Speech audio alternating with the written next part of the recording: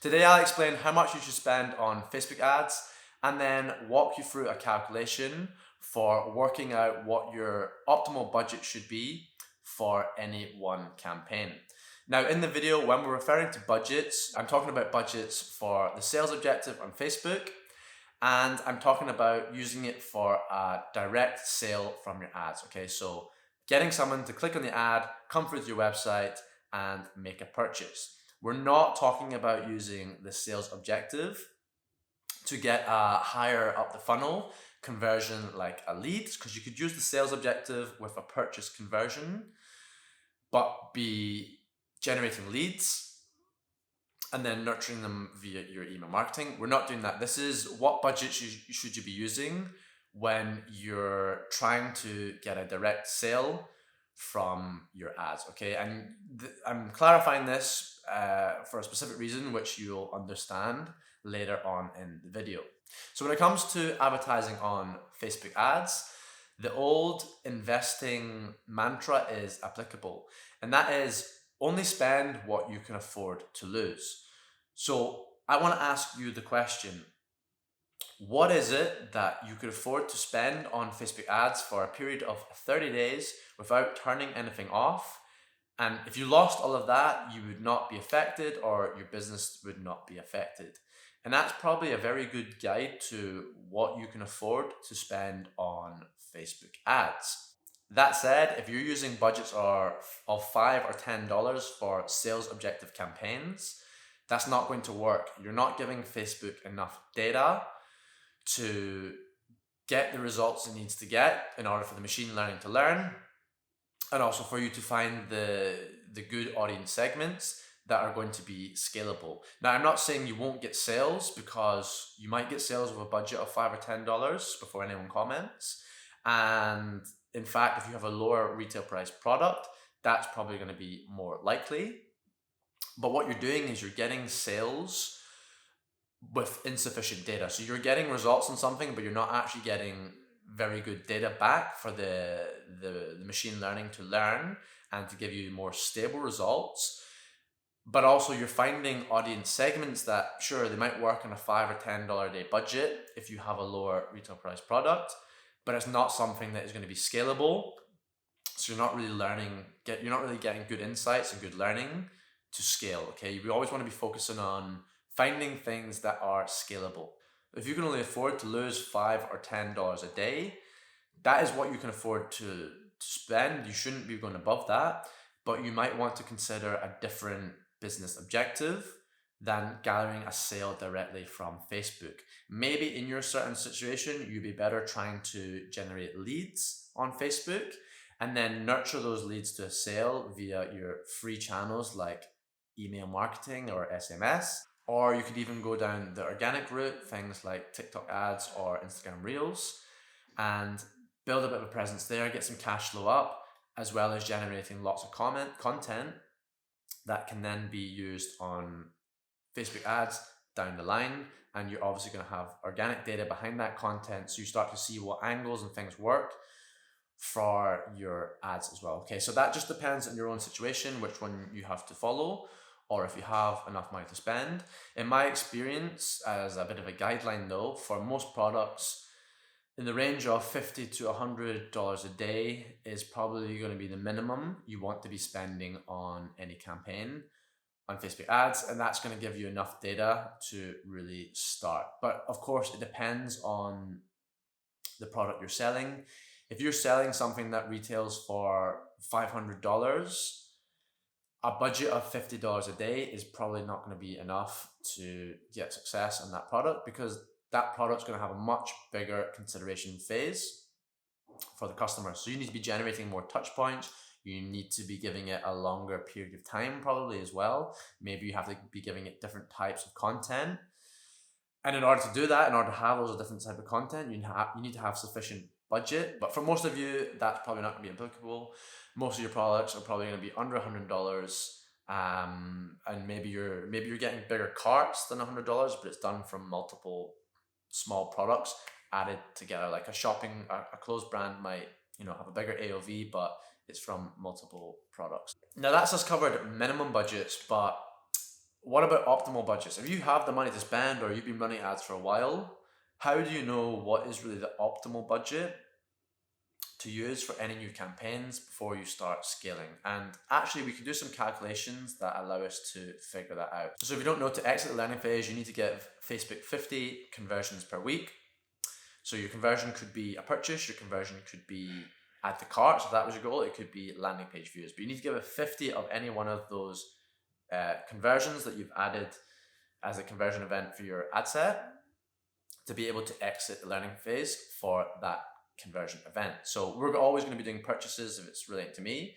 So I would need to get 50 purchases per week to exit the learning phase for any one campaign, because it's going to be done on a campaign or a campaign basis or an ad set basis, depending where your budget's set. It doesn't matter if you get 50 conversions on your website or in your ad account. It's based on what you're getting for each individual campaign or ad set, depending on where your budget's set. Okay, so that's exiting the learning phase. Let's look at these calculations. So I basically have two calculations for doing this. One, if you know your CPA, your cost per purchase, and the other if you don't know it, but you have some level of data. If you don't have any data, you've never run any ads, just go with $50 or $100 a day and wait till you get your first sale. Once you have that data, you can then come in and do the second calculation.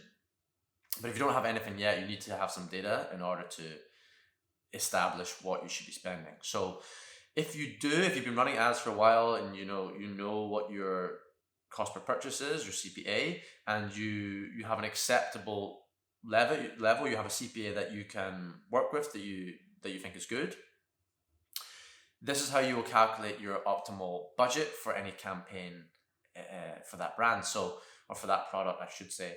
So you have your daily budget would equal 50 conversions, so the number of conversions needed to exit the learning phase, multiplied by your CPA, your target CPA, and divided by 7. So you're moving it from what it would be for a week to what it would be for each day. So let's look at that calculation now. So our CPA in this example is going to be $50. I'll bring up the calculator so you can see it. In fact, I'll write it first. So what we do is our daily budget in that scenario would equal the 50 conversions multiplied by the $50 CPA, and then the whole thing would be divided by 7. So let's get the calculator up. So you do 50 multiplied by $50, 2,500, and then divide that by 7. Oh, let's try that again. 50 multiplied by 50 divided by 7.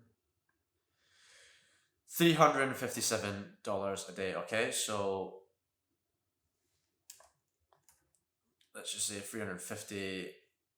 Let's make it 360 to make it easy. So I'd have to spend $360 a day on that campaign to be able to exit the learning phase. Okay, so that's probably the daily budget I would want to use on that campaign. Of course, if that is going to be way too much money for you, you're just going to have to opt for a lower budget with the intention that, okay, I'm not at the scale yet where I can afford to run a budget that is going to be my optimal budget to exit learning phase, because you don't always have to exit learning phase. It is just something that is beneficial to you. But if you can't afford to spend that kind of budget, you just have to accept that and accept that your results aren't going to be as stable, but you're still going to get good results if you have, a budget of $50 and $100.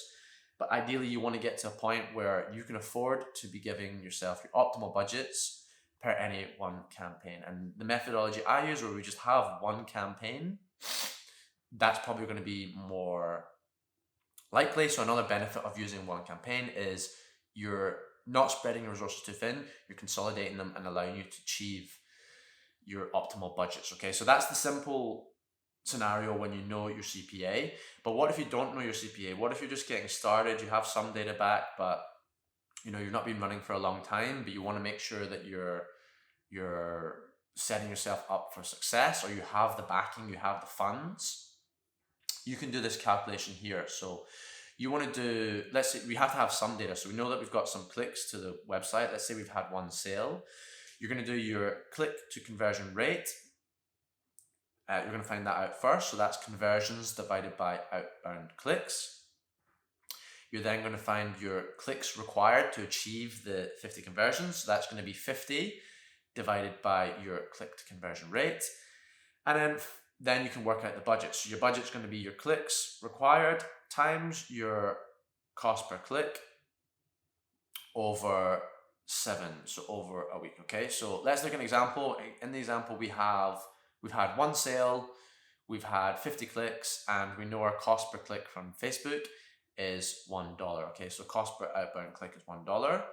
Well, how would we calculate the budget? So let's take a space for this one and do it. So click to conversion